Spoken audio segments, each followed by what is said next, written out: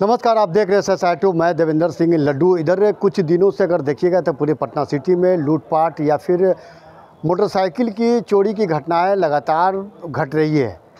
Police से चाहकर भी पकड़ से काफ़ी दूर होती है। कहीं कहीं सीसी फुटेज के द्वारा चोरों को गिरफ्तार करने के प्रयास किया जाता है, लेकिन वो फरार दिखते हैं।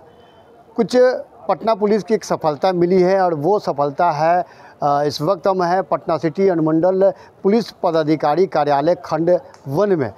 इस पूरे मौके पर अगर देखा जाए तो यहाँ के जो सहायक आरक्षी अधीक्षक शरद आरएस जी हैं, क्या कुछ कर रहे हैं। सबसे पहले हम उस प्रेस वार्ता को सुनाते हैं, वो क्या कुछ कर रहे हैं। चलिए उनकी बात को सुनते हैं। सिटी अनुमंडल और बगल के अनुमंडल में लगातार लूट, छिनताई और वाहन चोरी का घटना रिपोर्ट कर रहे थे। इसका रोकथाम और अभियुक्तों का गिरफ्तारी के लिए एक विशेष टीम का गठन किया गया, जो SHO आलमगंज राजीव कुमार के नेतृत्व में काम कर रहे थे। इस पे टीम को सफलता मिली है और जो लूट, छिनताई और वाहन चोरी करने वाले गिरोह का खुलासा हुआ है और इस पे से अभी तक 6 लोगों को गिरफ्तार करके जेल भेजा गया है। और इसका जो गैंग लीडर है, जिसका नाम वरुण कुमार है, जो दुर्गाचरण लैन बलवरगंज का रहने वाला है, उसको कल गिरफ्तार किया गया है। इसके लीडरशिप में एक गैंग चल रहा था जो लगातार लूट और छिनताई का घटना कई थाना क्षेत्रों में करके आ रहे थे। तो इस गैंग का टोटल अभी 7 लोग गिरफ्तार हो गए हैं और 3 लोगों का भी नाम अभी आया है। उन लोगों का गिरफ्तारी के लिए भी लगातार छापेमारी किया जा रहा है। इसमें से जो खुलासा हुआ है, नदी थाना में एक लूट हुआ था, उसका खुलासा हुआ है। और आलमगंज थाने में जो 2 लूट हुआ है, उसका भी खुलासा हुआ है। ये जो सेम गैंग द्वारा किया गया है।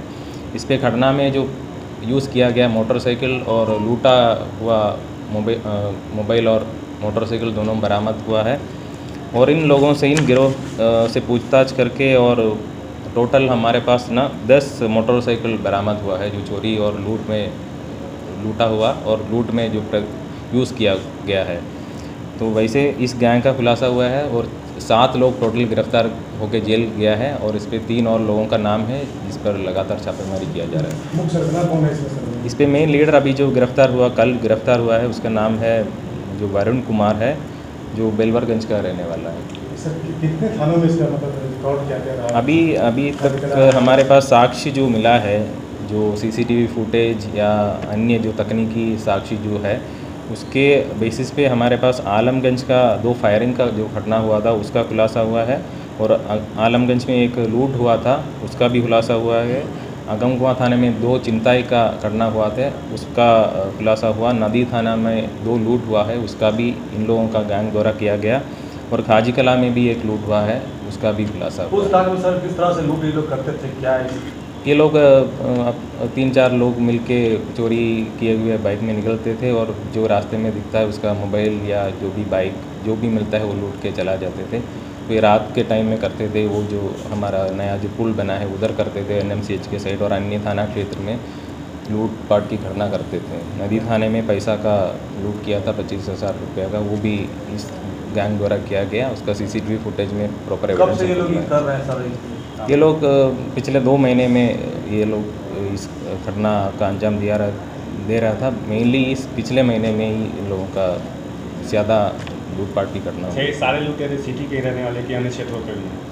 अभी तक जो हमारे पास जो इन्फॉर्मेशन है वो सिटी एरिया का रहने वाला ही है, बट 2-3 और नाम जो आए हैं वो बाहर के रहने वाले हैं, जो इस गैंग का मेंबर है। कुछ हथियार वगैरह भी पकड़े हैं सर? हथियार अभी तक बरामद नहीं हुआ है, उसके लिए भी छापेमारी की है। ये थे पुलिस पदाधिकारी खंड 1 के ASP शरद आरएस जी। क्या कुछ कर रहे थे, उनकी बात को आप सुन लिए।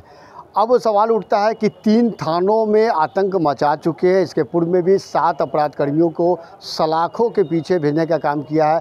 शेष जो मुख्य सरगना के रूप में जो था उसको गिरफ्तार हुई है। और जब देखा जाता है तो आलमगंज थाना क्षेत्र में, चाहे वो लूट की घटना हो, मोटरसाइकिल की हो, उस मामले में भी, और साथ ही नदी थाना या फिर खाजीकला थाना क्षेत्र के जो लूट हुई है उसकी भी ये मुख्य रूप से सरगना था। और इनकी कह सकते हैं कि पटना सिटी पुलिस और या पटना पुलिस के लिए एक उपलब्धि है और शेष अन्य गिरोह के और तरह की जानकारियां में लगे हुए हैं। लेकिन सवाल उठता है कि ये जब देखा जाता है तो लगातार इस तरह की घटनाएं होती है और कुछ अपराधियों के ही सिर्फ गिरफ्तार करने में सफल होती है, शेष अपराधियों को और बहुत सारे जो थानों में जो घटनाएं हुई है उस पर भी जैसा गौर किया जाए।